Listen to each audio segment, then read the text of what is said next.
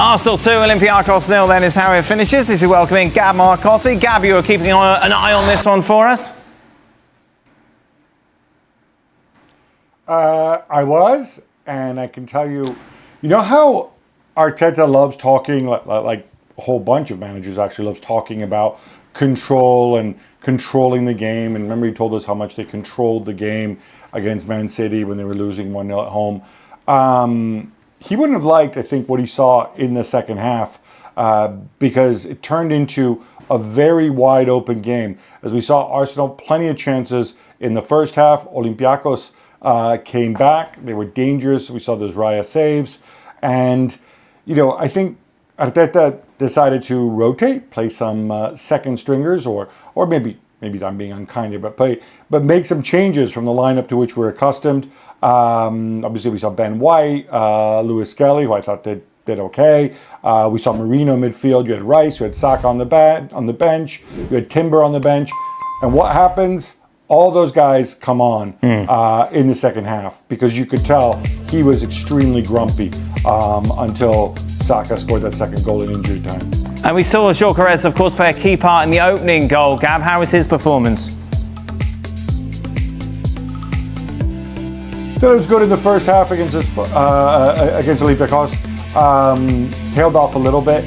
I think this is one of those games where had Arsenal taken their chances in the first half hour, and then they're 2-3 goals up, and then the second half doesn't unfold the way it did. It was very clear what Mendilibar was trying to do with Olympiacos. He's obviously a savvy coach, a Europa League winner. Soak up the pressure, weather the storm, and then hit them. And they have some very gifted players, technically gifted anyway. And obviously Daniel Podence, who we saw, Joshua Martins as well, Chiquinho. And it really felt like Arsenal lost their bearings early in the second half. And hey, it helps when you can bring the likes of Rice and Saka off the bench. But I think this underscores how it's great to have so many options, such a deep squad. But when you play your second stringers, even if they're talented, you lose a little bit, I think, in terms of chemistry. Arsenal are third favourites to win the Champions League if you fancy to flutter right now. Interesting that PSG and Barcelona are still joint favourites considering what we witnessed earlier on today. Liverpool, of course, losing against Galatasaray 3-2. Bayern Munich 9-1. A lot of those teams, of course, there's a lot of work to be done with a lot of those sides, including Arsenal, of course, but I don't think... Where are you going with this? I don't know. They want me to ask who's going to... You're looking at this graphic. I think just get that graphic and kick it into the trash can. It's so far away. Right. Winning this thing is months and months away. And we talked about this the other day. We saw how the worm can turn for a team like it turned for PSG, who had a really difficult and unconvincing start to the Champions League last year, and then hit the straps around about the turn of the year, and were by far the best team in Europe come the end of it. So, a lot of teams are trying to figure stuff out, particularly like, say, Real Madrid, Barcelona, Liverpool, who were defeated yesterday. So, to be honest with you, there's a few teams that we shouldn't even bother putting on that list. But I wouldn't be putting any money on Arsenal to win this competition. Mikel, congratulations, a win out there. What are your thoughts? Well, very happy, obviously, with the win and the clean sheet against, as we predicted, a very tough opponent. I think we started the game very, very good.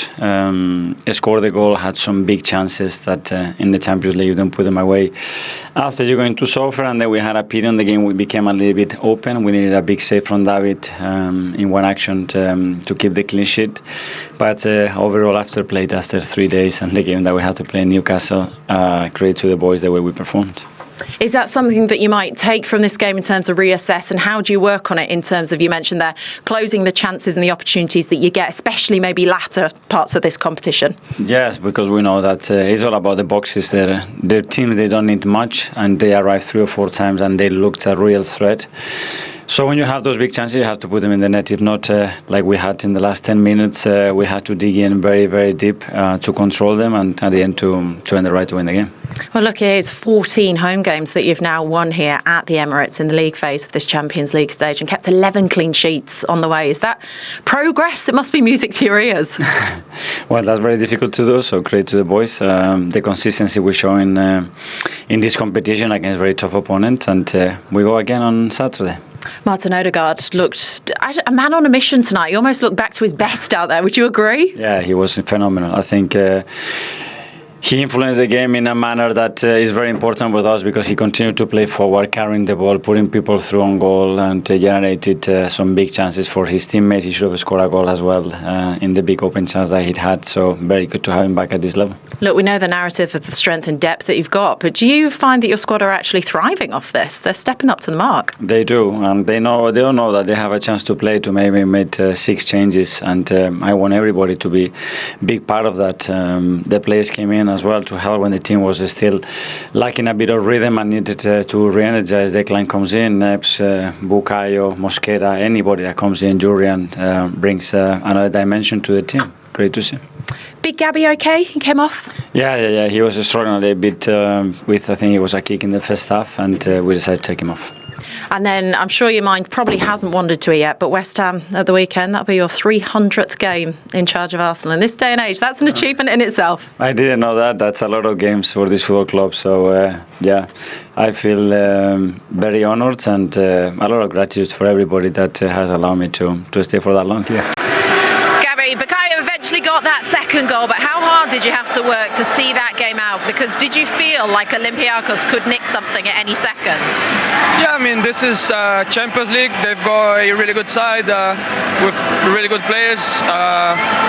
I think we could have scored more goals in the first half. We had some chances, but yeah, as I said, that's Champions League, and they are a good side as well. So yeah. Well, let's talk about the goals tonight. You got the goal, the first goal, but you had a chance within the first 2 minutes. How did you feel when you saw that one fly wide? Yeah, I mean, it was a great ball, the first one from Miles. We were talking about this before the game, that could attack that space in the box, and he did great with the ball. And yeah, just could have done better in that one. And in the goal, I tried to wait a little bit to see if it would then be Victor's goals, and then it touches the post, and then I scored, and yeah, it was a good goal as well. So yeah, happy with the goal and the victory as well. Yeah, there was no mistake with the second one. Look, there is this narrative this season about the strength and depth that Arsenal have got within the squad. Do you feel the sort of pressure to earn the shirt, but then to keep the shirt at the same time? Yeah, I mean, it's good for the club, you know. We want to have the best players around us, and as I said, we have a really good group, and a big one now, and it's good for the club. We want to win every title that we play in, and yeah, this is what we're going to try to do. Well, look, you've won your opening 2 games of this Champions League campaign. Does that set a good marker to what your intention is in this competition this season? Yeah, of course. As I said, we play for Arsenal, and we want to win every single game of the season, if possible, and we want to win every trophy that we can. Congratulations on the Player of the Match award. I thought you always looked to play the right pass tonight. What was your thoughts on both your performance and the team's performance? Thought we did well, you know. I think we controlled most of the game and created a lot of good moments, and could have scored a few more goals maybe, and could have maybe used the ball a little bit more and be a bit better in certain areas, but in general it was good and solid and good win. Is it fair to say that maybe it was a bit tougher than expected in the second half, especially when Olympiacos came back into it? No, I think we expected that. We know they're a good side. Really, they play really intense, you know, really direct, and we know the quality they have, especially up front. So we knew it was going to be a tough game. But yeah, I think we could have done maybe a little bit better in certain areas to control the game better. But yeah, in the end, 2-0 and a win, so we're happy. And finally, after your run to the semis last season, are the stakes a little bit higher maybe this season, given how you're a real force in Europe now? I mean, it just gives us confidence, you know, that we're ready and we want to do even better. So we did really well last year to go all the way to the semis, but we want more. We want to win it, you know. So I think we just have to use all those experiences show that we've improved and that we're better this year. So we're ready for it. You kept on going in that game, pushed Arsenal all the way towards the end. Are these the positives to take from that performance? Estamos apretando hasta el final, hemos luchado hasta el final. ¿Es esto la cosa positiva que hemos conseguido esta tarde? Sí, creo que sí, ¿no? Que hemos estado hasta el último minuto, faltando 3 minutos, con la opción de poder sacar algo de aquí, de un campo muy difícil. Y creo que hemos creído en lo que tenemos que hacer nosotros, no hemos cambiado nuestra idea de juego, a pesar de jugar contra un equipo tan grande, y creo que nos ha ido bastante bien, aunque hayamos perdido. Yes, we were trying until the end in a very difficult home, in a very difficult stadium. We tried until the end. We pushed them, even though they're a great, very big team, and we try to push them until the end. This is something that we needed to do.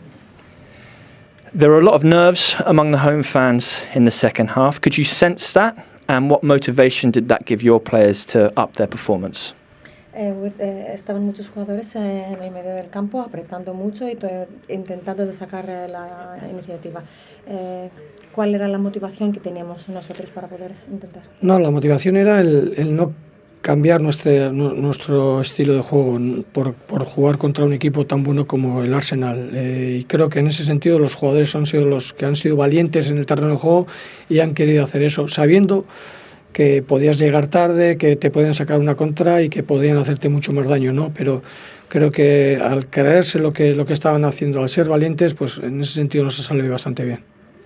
The motivation was to try to be ourselves and to play the way that we normally do, even though we knew we were playing against a great team. So this is what we had to show, courage. We had to show courage today in order to confront very, very good quality players, and this is what they gave us.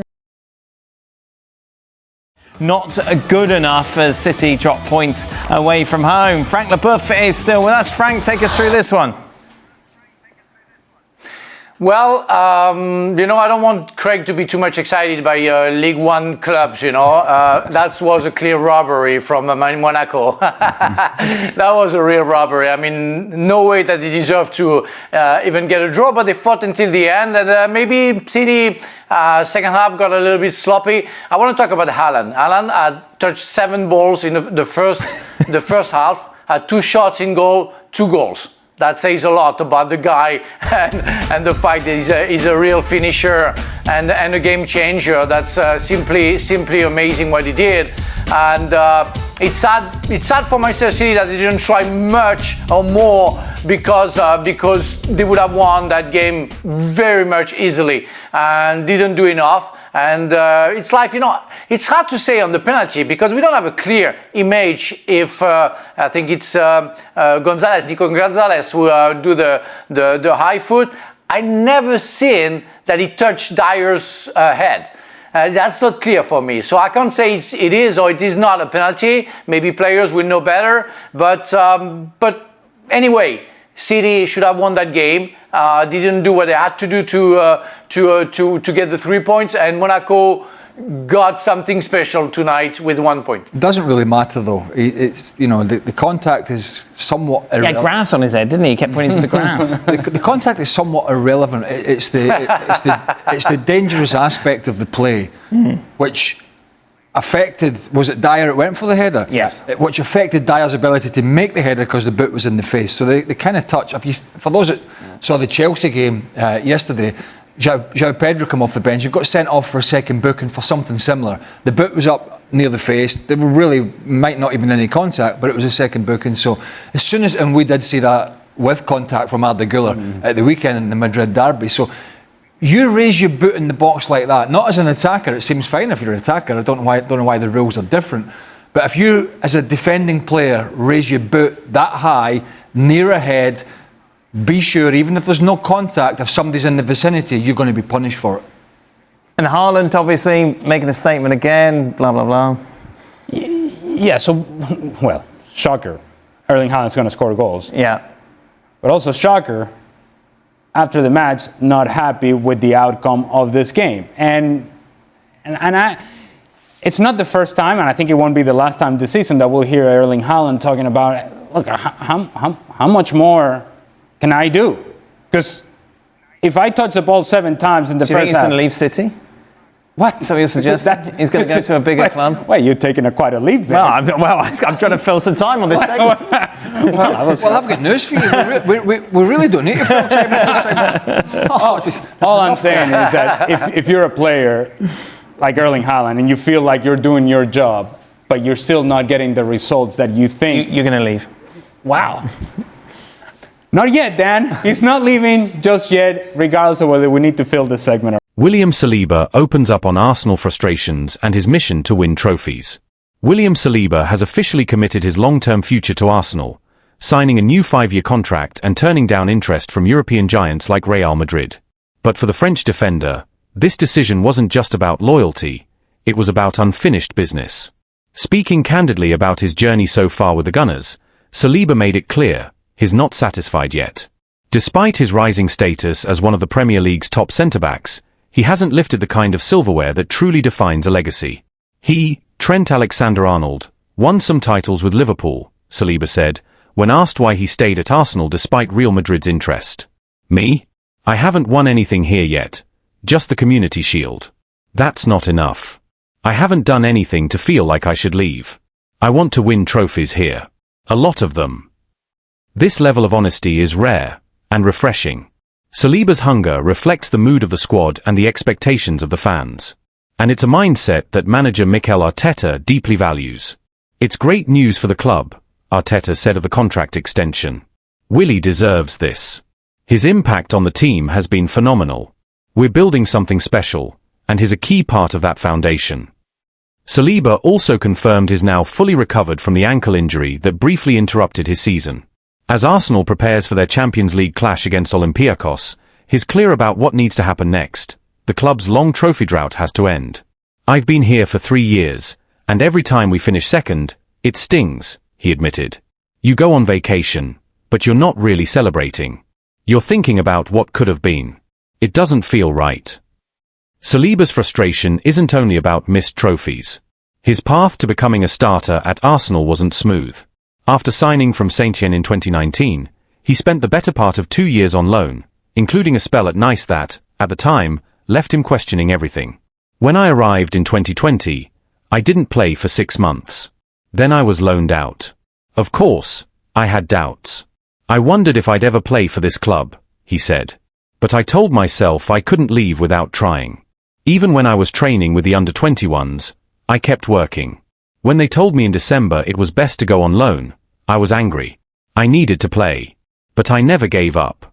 I went, I played, I came back, and I proved I could start. I'm proud of that. It shows you should never quit. That resilience, the refusal to walk away even when the odds were stacked against him, has shaped the player and the man Saliba is today. It's also what makes his connection to the club feel so personal. His love for Arsenal started long before he ever wore the shirt. Growing up in France, it was Thierry Henry, a club legend and Saliba's childhood hero, who made Arsenal feel like home, even from afar. My first Arsenal jersey had Henry on the back, he recalled. He was incredible to watch. Being French and seeing someone like him at a club like Arsenal, it inspired me. I was young, but I remember watching clips, especially that Champions League final in 2006 against Barcelona. That stayed with me. Now, Saliba isn't just wearing the same colours as his idol, he's trying to carry on that legacy. His admiration for Henry became motivation. His loyalty to Arsenal is about more than a contract. It's about identity, pride, and ambition. Despite heavy links to top European clubs, including Real Madrid, Saliba insists he never seriously considered leaving. To be honest, I wasn't really focused on the outside interest, he said. I was focused on staying here. I knew I wanted to be part of this project for years to come. So I'm happy. I'm proud to sign a new contract and keep going. And he's not the only one feeling the pressure to deliver. Mikel Arteta knows that expectations have changed. From the moment I took the job, I knew I wanted to win big trophies here, Arteta said. That's the standard. That's the ambition. No one needs to remind us of that. It's what we expect from ourselves. Excuses have never been part of my mindset. As Arsenal prepares for another shot at glory, both domestically and in Europe, Saliba stands at the heart of it all, stronger, more determined, and more connected than ever to the club he now proudly calls home. Saliba's commitment arrives at a crucial time for Arsenal. After back-to-back seasons of falling just short in the Premier League title race, the pressure to finally convert progress into silverware is at an all-time high. His decision to stay signals not just belief in the project, but also a call for accountability, both from himself and his teammates. Inside the dressing room, his words have reportedly resonated. According to sources close to the squad, Saliba has emerged as a growing leader, not just through his performances, but in how he's approached the off-season, rehab, and now the new campaign.